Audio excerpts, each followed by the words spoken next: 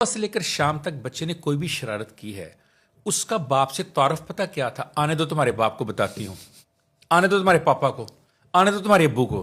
अब बच्चा समझता था कि वो जो रात को घर आता है ना, वो सिर्फ मेरा दुश्मन है, मुझे फैंटी लगाने आ रहा है, मारने आ रहा है वो, और मेरी माँ शिकायत लगा रही। जनरेशन ने भी ये कुछ सुना तो हम बाप से डरे और सहमे रहते थे, हमारी नफ्सियात में था वो जो डरे सहमे हम बच्चे रहते थे। आज 54 साल की उम्र में आकर भी मेरा वो डर, मेरा वो सहमना, मेरा वो घबराना, मेरा वो झींपना खत्म नहीं हुआ। मैं आज भी वालिद को देखता हूं तो वही वालिद मुझे नजर आता है, अभी डंडा लेकर आएगा, अभी जूता पकड़ कर आएगा, अभी थप्पड़ पड़ेगा मुझे, क्योंकि हमने सहा हुआ है सारा कुछ। लिहाजा बाप का एक्सप्रेसिव ना होना कल्चर के अंदर, सोसाइटी के अंदर, घरों की रहतल के अंदर है।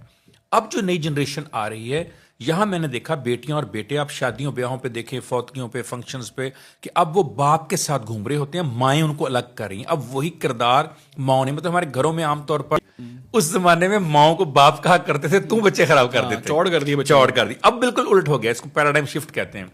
तो पैराडाइम शिफ्ट होने की वजह से ये हुआ कि अब थोड़ा सा बाप के साथ निस्बतन बेहतर हुआ। आपकी और मेरी एज में वाकईतन इशू हुआ कि हम अपने वालिद से खुल के इजहार नहीं कर सकते।